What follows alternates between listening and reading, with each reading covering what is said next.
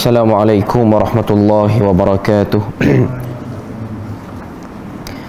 إن الحمد لله نحمده ونستعينه ونستهديه ونستغفره ونعوذ بالله من شرور أنفسنا ومن سيئات أعمالنا. من يهده الله فلا مضل له ومن يضلله فلا هادي له. أشهد أن لا إله إلا الله وحده لا شريك له وأشهد أن محمدا عبده ورسوله. يا أيها الذين آمنوا اتقوا الله وقولوا قولا سديدا يصلح لكم أعمالكم ويغفر لكم ذنوبكم ومن يطع الله ورسوله فقد فاز فوزا عظيما. الحمد لله الذي بنعمته تتم الصالحات. ربنا آتنا من لدنك رحمة وهيئ لنا من أمرنا رشدا. اللهم آت نفسي تقواها وزكيها وأنت خير من زكاها أنت وليها ومولاها. Alhamdulillah, syukur pada Allah Azza wa Jalla kerana dengan rahmat dan juga limpah kurnia yang Allah Subhanahu wa Ta'ala berikan, dapat kita sama-sama berada dan berkumpul dalam majlis yang mulia pada pagi ini. Dan insya-Allah sambungan kita pada risalah 40 amalan mudah menurut sunnah. Dan pagi ini insya-Allah ataupun hari ini dia akan jadi siri yang terakhir. Sebab hari ini kita akan bahas semua. Ada 4 lagi sunnah yang berbaki daripada risalah ni, iaitu hari ini kita akan bahas sunnah yang ke-37, 38, 39, 40. Kesemua 4 sunnah ni yang pendek-pendek je. Jadi insya-Allah kita akan habiskan pada pagi ni juga. Yang ke-37 pada pagi ni ialah pelebur dosa majlis. Ucapan bila mana selesai majlis, apa dia? Dan ucapan tu akan menghapuskan dosa kita. Hadis yang diriwayatkan oleh Al-Imam Abu Dawud dan dinilai sebagai sahih hadis ni, katanya apabila selesai daripada mana-mana majlis, Nabi sallallahu alaihi wasallam akan membaca satu kalimah yang berbunyi Subhanakallahumma wa bihamdik asyhadu an la ilaha illa anta astaghfiruka wa atubu ilaik, yang kita sebut dengan nama tasbih kafarah. Maksud kalimah ni, Subhanakallahumma wa bihamdik, Maha suci engkau ya Allah, aku memujimu. Asyhadu an la ilaha illa anta, aku bersaksi bahawa tiada Tuhan yang berhak disembah kecuali engkau. Astaghfiruka wa atubu ilaik, aku minta ampun dan bertaubat kepadamu. Jadi ini kalimah yang kita panggil dengan nama tasbih kafarah. Maknanya selesai pada majlis, kita akan sebut benda ni. Pengajaran daripada hadis ni cuma ada 3 saja. Yang pertama, lafaz tasbih atau subhanallah bermaksud menyucikan Allah daripada setiap sifat makhluk yang serba kekurangan. Ia merupakan satu pengiktirafan daripada hamba bahawa Allah Azza wa Jalla itu sentiasa bersifat dengan sifat yang sempurna. Ini seperti mana yang disebut dalam Syarah Hisnul Muslim bila mana dia bahas bab kafaratul majlis, iaitu ucapan, bacaan yang meleburkan dosa ketika mana kita selesai daripada majlis. Jadi lafaz tasbih yang disebut pada awal kalimah ni, Subhanakallahumma wa bihamdik, setiap lafaz tasbih yang berbunyi subhanallah, bukan hanya dalam kalimah ni saja ataupun tasbih ni saja, bahkan dalam semua tempat. Maknanya kalau kita sebut subhanallah ataupun kita baca surah-surah yang bermula dengan tasbih, antaranya sabbihisma rabbikal a'la, dan banyak lagi ayat-ayat Quran ataupun surah dalam Quran ini yang bermula dengan tasbih, kebiasaannya ianya bermaksud mensucikan Allah dan mengiktiraf kekurangan yang ada pada diri kita sebagai makhluk. Maknanya kalimah tasbih ni ialah kalimah mengkuduskan Allah Azza wa Jalla, menyucikan Allah Azza wa Jalla, lalu mengiktiraf kekurangan pada diri kita. Jadi dia satu kalimah yang besar. Yang kedua, sentiasa melazimi zikir dan istighfar adalah tuntutan agama supaya diri insan sentiasa terikat dengan Allah dan ia akan menghalang seorang Muslim itu melakukan dosa-dosa yang besar. Sentiasa melazimi zikir, maknanya lidah itu diajar untuk menyebut perkataan-perkataan yang baik. Hatta bila mana kita bermajlis, selesai majlis kita sebut benda ni. Selesai majlis kita baca kafaratul majlis. Dan yang disebut dengan majlis itu bukanlah majlis-majlis yang besar dan rasmi sahaja. Macam kita sekarang ni, ini salah satu daripada majlis. Kata sebahagian para ulama, majlis ni ialah ijtima' ithnan, berhimpunnya dua orang. Maknanya kalau kita bercakap dengan kawan kita, kita bercakap, itu dikira majlis. Maknanya habis pada kita bercakap tu pun disunnahkan untuk kita baca kalimah ni. Subhanakallahumma wa bihamdik, asyhadu an la ilaha illa anta, astaghfiruka wa atubu ilaik. Maknanya kalau kita bertegur saba dengan jiran pun kita boleh sebut benda ni. Selesai kita bercakap dengan kawan kita, walaupun jumpa tepi jalan, benda ni pun dikira sebagai majlis juga. Jadi kita dituntut untuk sebut. Sebab kita tak tahu sepanjang majlis tu apa yang kita duk bercakap. Kadang-kadang kita seronok, kita syok duk bercakap, terkeluar perkataan benda yang tak bermanfaat, yang dicatat padanya dosa. Bila mana kita sebut benda ni, benda tu akan meleburkan dosa saat berada dalam majlis tu. Yang ketiga, sifat rahmat Allah yang sentiasa mengampunkan dosa hamba-hambanya yang bertaubat dan beristighfar. Daripada kalimah ni kita boleh tengok rahmat Allah Azza wa Jalla tu luas. Maknanya Allah Ta'ala ni sentiasa nak beri keampunan kepada hamba-hambanya selama mana hambanya tu ada perasaan nak minta ampun kepadanya. Sebab tu kau tengok dalam hadis Nabi SAW sebut, sekiranya hamba-Ku datang dengan dosa yang memenuhi langit, ananas sama, dan dia tidak mensyirikkan Aku, lalu dia mohon ampun kepadaku, Aku akan mengampunkannya. Hadis kursi. Hadis ni pun ada dalam himpunan hadis 40. Jadi nak sebut pada kita bahawasanya lazimilah diri dengan beristighfar. Sebab tu kau tengok antara seruan Nabi Nuh AS kepada kaumnya ialah meminta kaumnya ni beristighfar. Sebab istighfar itu akan membuka rezeki yang luas. Istighfar itu akan melapangkan dada yang ketat ataupun dada yang serabut. Ini semua bab daripada rahmat Allah Azza wa Jalla. Selesai untuk amalan 37. Ringkas je. Yang ke-38, menggunakan kunyah ataupun nama panggilan pada diri sendiri. Hadis yang dibawa sini ialah hadis riwayat Ahmad, dan hadis ni dinilai sahih di atas syarat Al-Bukhari dan juga Muslim. Hadis dia ialah anna Aisyah qalat lin Nabi sallallahu alaihi wasallam. Sesungguhnya Aisyah radhiyallahu anha pernah berkata kepada Nabi sallallahu alaihi wasallam, "Ya Rasulullah." Apa dia kata? Dia kata, "Wahai Rasulullah, kullu nisaika laha kunyatun ghairi." Semua isterimu mempunyai kunyah kecuali aku. Kunyah ni maksud dia apa? Nama sampingan yang ada di hadapannya abu ataupun ummu, ayah ataupun ibu. Nama sampingan. Itu Arab panggil kunyah. Contoh Nabi SAW, kunyah Nabi ialah Abul Qasim. Kunyah Nabi ialah Abul Qasim.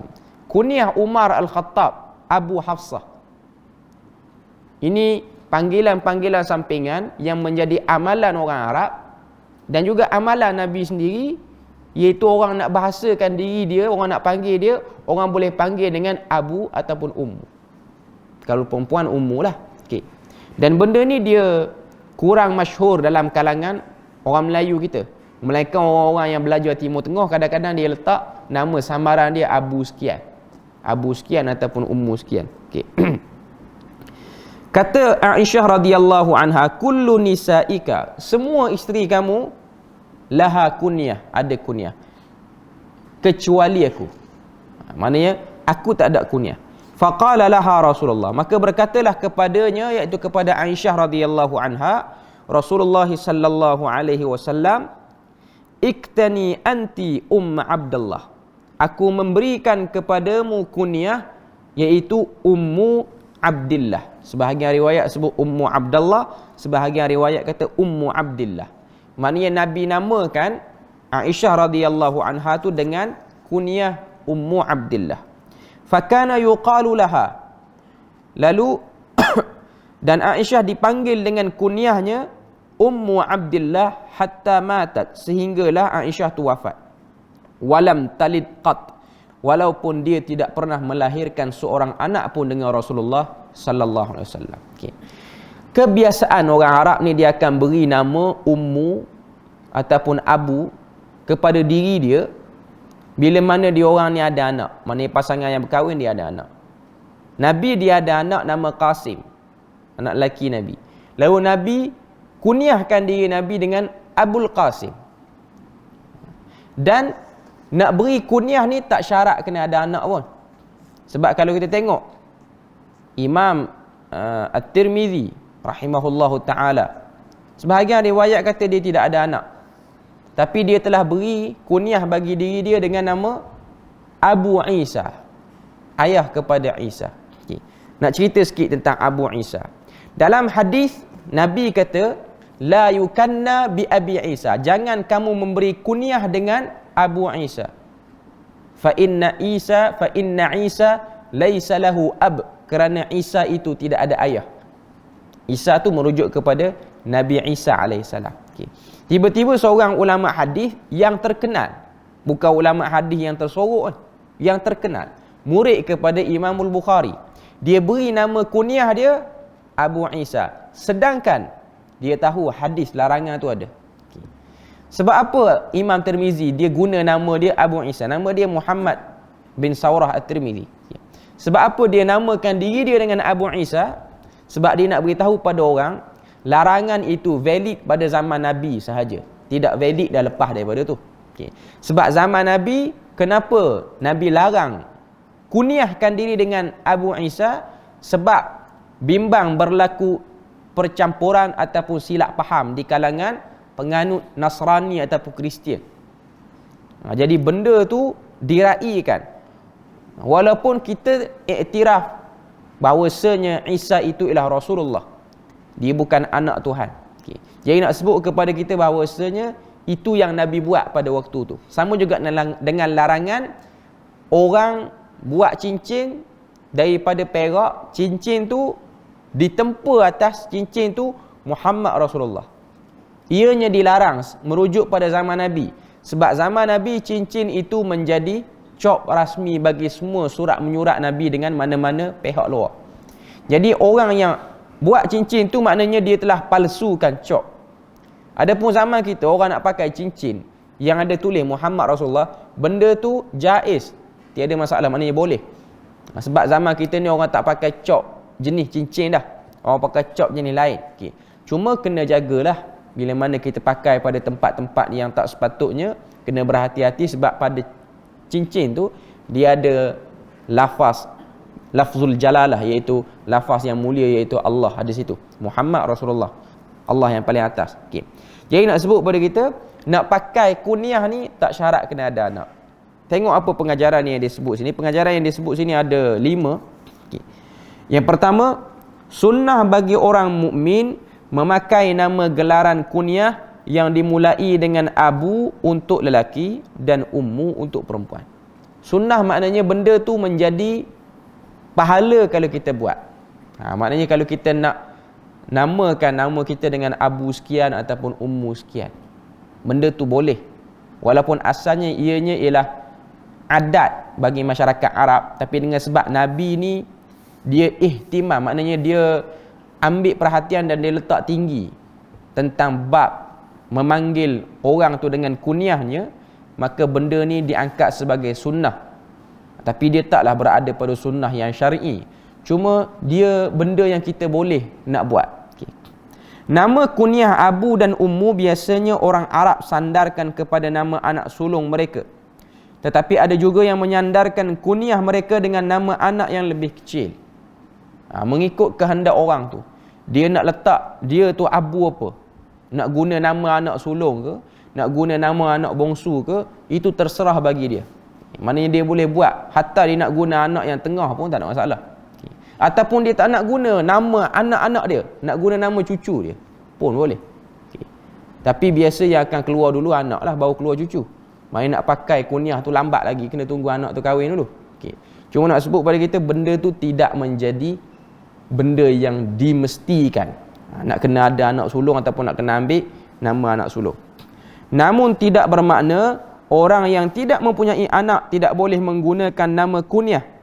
Hadis ini menjadi dalil bahawa orang yang tidak mempunyai anak juga disunatkan memakai nama gelaran kunyah.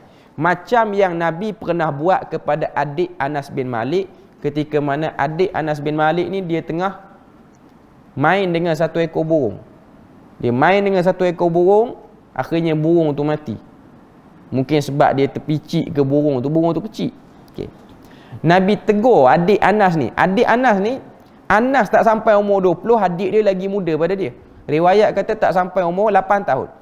Nabi tegur dan Nabi tengok dia, Nabi kata, "Ya Aba Umair, ma fa'alan Nughair." Wahai Abu Umair, apa dah jadi pada burung tu? Okay.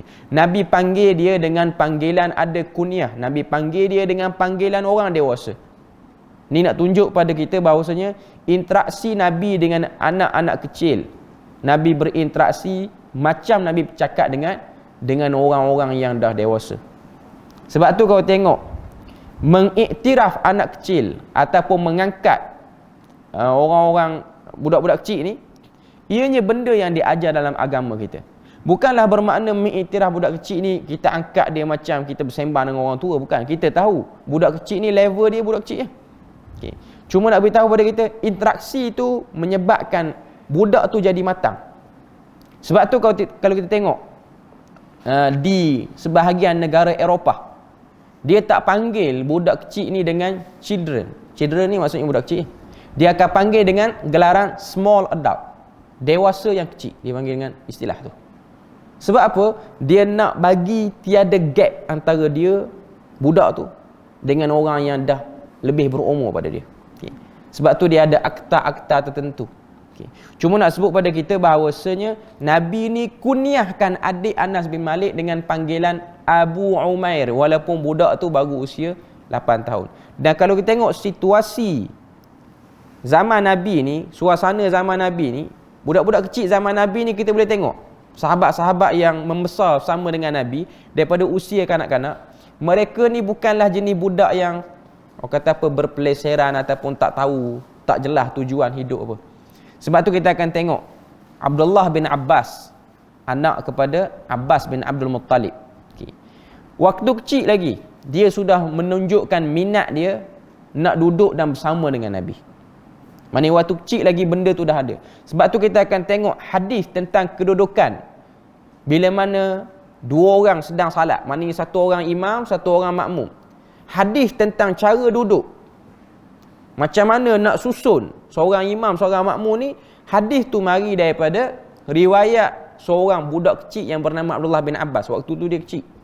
Sebab tu ada ulama' dia perbahaskan tentang periwayatan Abdullah bin Abbas sebelum usia baligh. Yang pastinya riwayat Abdullah bin Abbas sebelum usia baligh diterima. Ada sebahagian kata dia tak diterima. Cuma nak sebut pada kita, waktu dia kecil tu dia dah ada kecenderungan. Dan kalau kita tengok hadis tu, dia bukan salat dengan Nabi salat siang hari. Dia salat dengan Nabi salat malam. Dia tidur rumah mak saudara dia tu pula isteri Nabi. Dia tunggu waktu 2/3 malam ataupun 1/3 malam yang terakhir, sebab dia dah dengar cerita Nabi ni di hujung malam Nabi akan bangun, Nabi akan salat. Dia nak tengok macam mana Nabi salat. Okay. Bila mana dia tengok Nabi bangun, maka dia datangkan satu bekas yang ada air. Tujuan dia nak bagi Nabi tu berwuduk. Maknanya dia tak tidur sepanjang malam tu nak tunggu Nabi bangun bila. Dalam keadaan usia dia tak sampai 10 tahun lagi. Maknanya pada waktu tu kita boleh tengok seorang budak dia cenderung nak tengok ibadah yang sahih macam mana. Bukan orang tua yang buat perangai ni, yang buat perangai ni ialah seorang budak.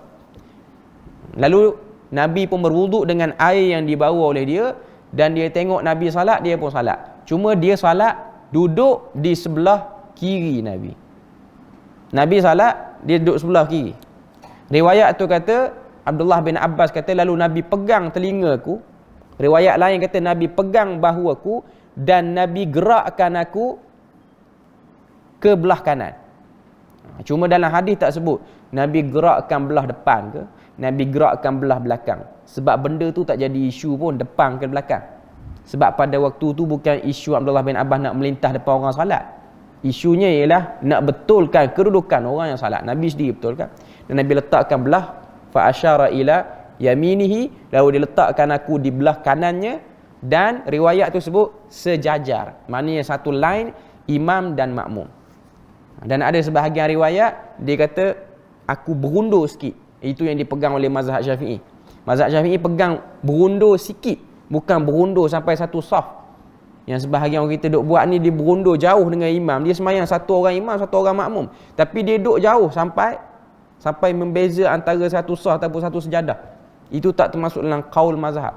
Qaul mazhab kata undur sikit je. Dan yang paling tepat ialah sejajar. Maknanya satu line dengan imam yang sedang salat pada waktu tu. Cuma nak beritahu, hadis tu diriwayatkan oleh seorang budak yang kecil lagi. Kecenderungan zaman tu. Okay. Dan dalam hadis lain ditunjukkan Nabi berinteraksi dengan anak kecil. Antaranya hadis Nabi tanya soalan, pokok apa yang sama dengan orang beriman? Semua sahabat diam, kecuali satu orang sahabat yang kecil, iaitu Abdullah bin Umar, anak kepada Umar Al-Khattab. Dia tahu jawapan tu pokok kurma, tapi dia diam. Dia malu nak jawab. Sebab apa? Dia kecil lagi pada waktu tu. Nak sebut pada kita bahawasanya suasana zaman pada waktu tu, budak-budak kecil telah dibesarkan dengan suasana ilmu. Dan ilmu yang diambil tu berat sifat dia. Sebab tu kita akan tengok hadis pesanan Nabi kepada Abdullah bin Abbas. Ya ghulam inni u'allimuka kalimat. Wahai ghulam, aku nak ajar pada kamu beberapa kalimat. Nabi ajar pada seorang budak yang tak sampai usia balik 10 tahun. Apa Nabi ajar? Ihfazillah yahfazka. Kamu jaga Allah, Allah Ta'ala jaga kamu. Dan sekiranya kamu ada kesulitan, Allah Ta'ala akan bantu kamu, sebab kamu menyembahnya ataupun mengenalinya ketika mana waktu kamu senang. Maknanya itu benda-benda yang berfalsafah tinggi, tapi diajar kepada satu orang budak yang usia kindergarten punya usia. Maknanya usia tadika baru. Maknanya kelas kanak-kanak asuhan baru. Tapi dah diajar benda-benda yang bersifat tough ataupun berat. Sebab apa? Suasana berjaya mematangkan pada waktu tu. Suasana yang bukan macam zaman kita lah. Zaman kita ni orang tua pun perangai macam budak-budak. Okay. Cuma nak beritahu kepada kita, suasana pada waktu tu dia melahirkan orang budak-budak muda, bahkan orang tua pun duduk dalam pemikiran yang matang. Okay. Seterusnya yang keempat, kunyah ini juga boleh diberikan kepada kanak-kanak yang masih kecil. Nabi SAW pernah memanggil seorang kanak-kanak dengan gelaran kunyah Abu Umair. Kita dah sebut tadi. Antara faedah meletakkan nama kunyah ini ialah untuk kemesraan dan juga supaya seseorang berasa bertanggungjawab sebagai ayah, kerana maksud Abu itu ayah dan Ummu pula ialah ibu. Jadi melahirkan rasa tanggungjawab. Kalau dia guna kunyah dengan nama anak dia, maknanya orang tahu dia tu ada anak. Dan dia bertanggungjawab terhadap anak dia. Sebab orang panggil nama dia beserta dengan nama anak dia. Okay. Jadi itu sunnah yang ke-38, meletakkan nama kunyah. Lepas pada ni boleh pakat letak. Tapi kena maklum korang lah. Kita baru letak. Tapi jangan pergi tukar jabat pendaftaran pula. Letak saja. Nama lama dikekalkan. Cuma nak guna kunyah dipersilakan. Maknanya kita boleh guna benda tu. Yang ke-39, sunnah yang ke-39, waktu berdoa mustajab pada hari Jumaat. Hadis riwayat Bukhari. Daripada Abu Hurairah radhiyallahu anhu, dia berkata, Rasulullah sallallahu alaihi wasallam bersabda, "Inna fil jumu'ati la sa'atun la yuwafiquha muslimun qa'imun yusalli yas'alullaha khairan illa a'tahu iyyah wa asyara biyadihi yuqalliluha."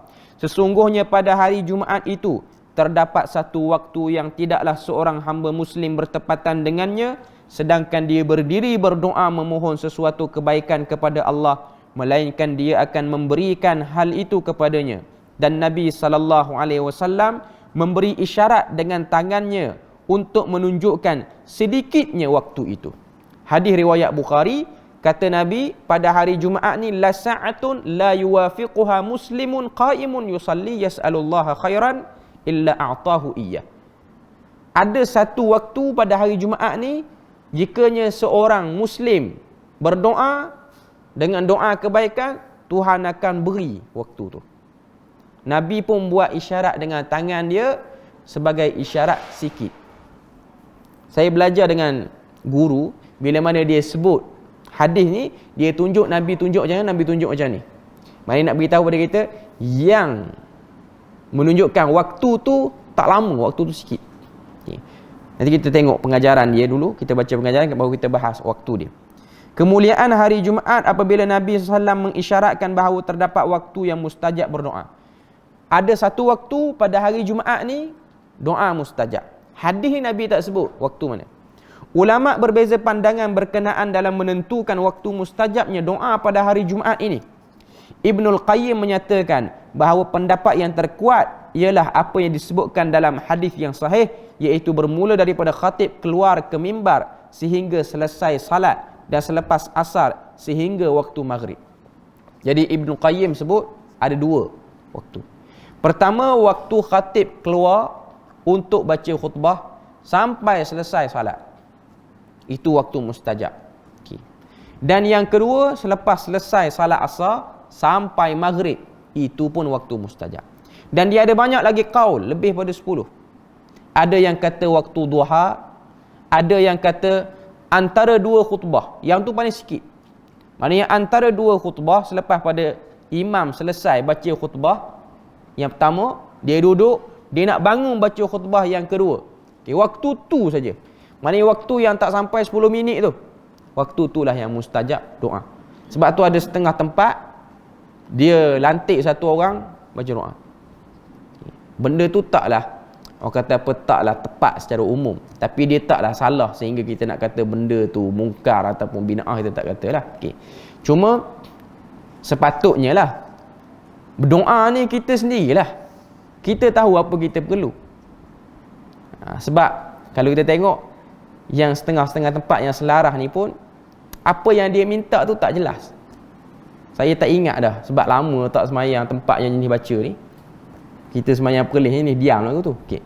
Cuma setengah tempat tu apa yang dia sebut, kalau yang saya ingat-ingat lah, kalau di Terengganu dulu, antara sebutan dia lah, saya ingat terjemahan dia yang Arab tu tak sebut. Dia kata semoga Allah Ta'ala mengampunkan dosa bagi siapa-siapa yang minta ampun waktu tu. Maknanya waktu tu kalau ada orang yang tengah khayal, dia baru bangun tidur, dia memang tak sebut astagfirullah. Maknanya dia amin saja. Sebab bukan khatib, biasanya Bilal yang buat tu.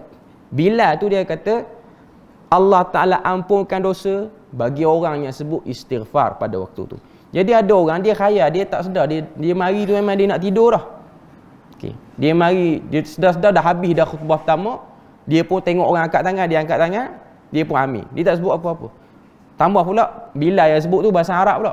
Dan lebih dahsyat lagi, Bilal tu pun tak tahu apa benda dia sebut. Okay. Cuma dia sebut je, dah daripada dulu lagi duk sebut lagu tu. Okay. Cuma yang kita faham perkataan tu, maksud dia ialah siapa sebut astaghfirullah waktu ni, moga Allah Ta'ala ampun. Yang tak sebut, lagi ramai pada yang sebut lagu tu. Jadi syarat doa tu dia letak, kena sebut astaghfirullah baru dapat keampunan. Dan sebenarnya tak perlu pun buat lagu tu. Sebenarnya satu orang tu bila mana dia nak berdoa, dia berdoa. Dan memang waktu tu ialah waktu yang kita boleh berdoa. Sebab kalau ikut pandangan Ibnul Qayyim ni, bermula keluarnya khatib untuk menyampaikan khutbah, maknanya khatib duduk atas mimbar tu, dia beri salam apa semuanya, dah bermula waktu sampai salat, selesai salat. Maknanya waktu yang kita ada yang agak tidak ada gangguan, sebab waktu tengah khatib baca doa kita tak boleh, khatib baca khutbah kita tak boleh berdoa waktu tu. Kita kena dengar khutbah. Okay. Waktu tu ialah yang kita ada, iaitu waktu yang sedikit tu untuk kita berdoa dengan doa-doa yang penting pada waktu tu. Dan yang kedua ialah selepas selesai salat asar hingga maghrib. Waktu pertama yang dikatakan sewaktu khatib naik ke mimbar bukanlah bermakna setiap orang perlu berdoa dan mengabaikan khutbah Jumaat yang diberikan. Sebaliknya makmum mengaminkan doa khatib, kemudian berdoa dalam salat Jumaat di belakang imam ketika sujud dan memberi salam. Ini cadangan yang disebutkan oleh penulis. Maknanya yang kita kena aminkan ialah doa khatib tu. Kan bila mana khutbah kedua, khatib akan baca doa. Semua tempat baca lagu tu, Allahumma ghfir lil muslimina wal muslimat. Okay. Setengah tempat dengar yang ni baru mata celik, petanda nak habis dah sembahyang Jumaat. Dia tak fokus pun doa tu apa benda dia sebut. Okay. Cuma di perlis ni kalau kita tengok dalam fatwa dia tarjihkan bab ni. Dia ada sebut bab yang jadi khilaf ni. Yang pertama, khatib ataupun imam yang baca khutbah tidak disyaratkan untuk angkat tangan waktu berdoa. Bahkanlah riwayat kata ada seorang khalifah dia khutbah, lalu ada seorang tabi'in tegur dia daripada bawah. Sebab khalifah tu sampai pak berdoa dia angkat tangan, dia khatib. Kata tabi'in tu, sesungguhnya tangan ini tidak diangkat sewaktu zaman sahabat dulu. Tidak pernah kami tengok tangan ni diangkat. Dan sebahagian riwayat kata tabi'in tu kata ini ialah bid'ah dan benda ni tak pernah dilakukan oleh sahabat, kami tak pernah tengok. Yang tepatnya fa asyara, dia mengisyaratkan dengan jari telunjuk. Itu ada riwayat. Maknanya waktu khatib tu berdoa, dia buat isyarat dengan jari telunjuk dia waktu berdoa tu. Dan bagi makmum yang tepatnya ialah tidak mengangkat tangan, amin saja. Itu yang paling tepat. Walaupun ada yang angkat tangan, tapi yang tepatnya yang tu. Dan memang perlis dia tarjih yang tu. Okay. Jadi nak sebut pada kita, itu waktu mustajab doa, kita mengaminkan doa khatib pada waktu tu. Okay. Dan selain pada tu, kita boleh berdoa waktu salat, okay, bila mana kita salat, dan juga selepas selesai daripada membaca tahiyat tu sebelum beri salam, kalau ada waktu, kita boleh berdoa waktu tu. Okay. Sunnah yang terakhir perbahasan kita pada pagi ini, penutup kepada kitab kita ni ataupun risalah ni, sunnah ketika mengucapkan takziah, doa sunnah. Hadis riwayat Bukhari juga daripada Usamah bin Zaid radhiyallahu anhuma katanya, arsalat ibnatun nabiy sallallahu alaihi wasallam ilaihi inna ibnan li qubida fa'tina fa arsala yuqri'us salam wa yaqulu inna lillahi ma akhadha walahu ma a'ta wa kullun 'indahu bi ajalin musamma faltasbir wal tahtasib. Maksud hadis ni, anak perempuan Nabi sallallahu alaihi wasallam menghantar utusan kepada Nabi memberi pesanan bahawa anak lelakinya telah meninggal dunia. Ini hadis kewafatan anak Nabi iaitu Ibrahim. Maka datanglah kepada kami.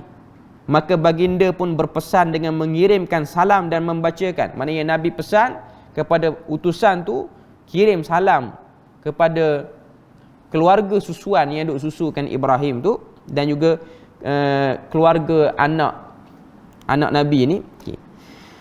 Lalu Nabi pun kata, inna lillahi ma akhadha. Maksud dia apa sini? Sesungguhnya Allah bagi apa yang dia ambil, bagi Allah jua apa yang dia berikan. Segala sesuatu makhluk mempunyai ajal yang ditentukan di sisinya. Oleh kerana itu bersabarlah dan mencarilah redha Allah. Ni bacaan bila mana kita nak takziah orang yang menerima musibah ataupun benda-benda yang berkait dengan kematian lah. Okay. Pengajaran hadis ni panjang sikit ni. Setiap insan itu tidak terlepas daripada musibah. Maknanya bila mana berlaku musibah, kita sebut benda ni. Terima berita banjir, sebut yang ni. Saya terima berita banjir. Banjir tu saya okey. Cuma saya terima berita kitab saya habis. Yang belajar di Jordan habis. Tinggal satu rak lagi. Satu rak tu ialah boleh buat mari perlis tu. Okey. Saya dengar tu, saya nak kata apa, memang loss lah, totally loss lah. Sahih Bukhari yang dah kita duk catat lah tu, sebab kitab ni kalau kena banjir, adat kata memang tak boleh guna langsung. Saya dah pernah uruskan yang Tuan Guru Dr. Abdul Basit yang Datuk Dr. Abdul Basit yang dia pernah kena. Dia punya pondok dia dulu yang rugi sampai hampir, dia kata anggaran hampir 1 juta kitab tu, sebab yang arwah ayah dia dulu pun dah hancur. Okay. Lepas tu kutip derma balik, cukuplah dalam lebih kurang hampir 200,000 beli kitab baru balik di Mesir bila mana berlaku ada pameran kitab tu. Tapi dia tak dapat ganti kitab-kitab lama. Sebab kitab lama tu dia lagi autentik tulisan dia. Cuma dia kata yang dia rasa sayangnya ialah kitab-kitab ayah dia yang cetakan tu tidak ada dan tidak diulang. Antaranya kitab-kitab Jawi lama itu dulu. Kitab-kitab Jawi macam Muniatul Musalli apa semua yang orang-orang tua kita duk belajar ni. Dia ada satu cetakan tu cetakan di Osaka, Jepun. Kitab Arab, kitab Melayu. Maknanya ayah dia ada simpan. Yang tu habis, dah kira manuskrip dah tu. Yang tu dah habis. Sebab kalau tuan-tuan tengoklah, yang di Kuala Kerai tu dia punya pustaka pondok tu sengit sebelah lepas daripada banjir tu. Kita ni kalau dah kena banjir maknanya tak ada apa lah. Okay. Jadi saya tak tengoklah gambar, saya tengok lebih kurang, malah tengok kan jadi rasa lain pula. Okay. Sebab secara umumnya rumah tu dah hampir parah dada yang naik air tu. Sebab kemaman totally lumpuh semua. Okay. Maknanya rumah-rumah yang semua tempat lah, hampir semua tempat naik air. Okay. Jadi terima berita tu, inilah yang kita baca, innalillahi ma akhadha walahu ma a'ta wa kullun indahu bi ajalin musamma faltasbir wal tahtasib.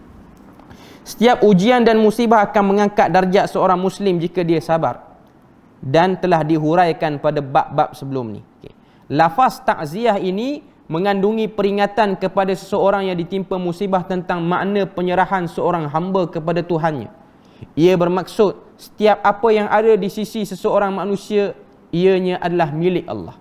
Maknanya takziah ni menunjukkan kita redha dan kita balikkan semua tu kepada Allah Azza wa Jalla. Lafaz takziah ini mengisyaratkan bahawa orang yang ditimpa musibah hendaklah sabar dan mengharapkan pahala daripada Allah. Tidak ada guna mengingkari takdir atau meratap atas musibah yang berlaku. Ini kerana musibah sudah pun berlaku. Mengingkari atau meratapinya hanya menambahkan dosa bagi pelakunya. Maka tindakan bijak bagi seseorang ialah sabar dan mengharapkan pahala. Allah mengambil daripada seorang insan sesuatu yang merupakan miliknya. Setiap yang diambil oleh Allah itu ajalnya sudah ditentukan. Ratapan dan ingkar kepada ketetapan Tuhan tidak akan mengubah takdir. Jadi setiap musibah yang berlaku, kalau kita ungkit ataupun kalau kita cuba nak protes pun, benda tu buang masa, bahkan menambah dosa bagi kita. Tapi antara cara yang disebut dalam agama ialah kita sabar. Sebab tu dalam perkataan ini disebut fal tasbir wal tahtasib. Sabarlah dan ihtisab. Ihtisab ni maksudnya mengharaplah pahala dengan sebab musibah tersebut. Okay. Jadi alhamdulillah selesai kita punya risalah kita ni, 40 amalan mudah menurut sunnah. InsyaAllah minggu depan kita akan tengoklah kitab apa yang sesuai dan ringkas untuk kita bahas pada sesi kuliah subuh kita ni. Dan alhamdulillah selesai kita punya perbahasan daripada sunnah yang pertama sampailah sunnah yang ke-40. Moga Allah Ta'ala beri pada kita kemudahan, keringanan untuk mengamalkan semua benda yang dah kita bahas daripada kitab ni. Okay. Jadi rasanya saya pun tak nak bahas panjang-panjang dah. Kita berpada situ je lah. InsyaAllah kita akan bahas kitab baru pula ataupun risalah baru minggu depan. Subhanakallahumma wa bihamdik, asyhadu an la ilaha illa anta wa astaghfiruka wa atubu ilaik. Wassalamualaikum warahmatullahi wabarakatuh.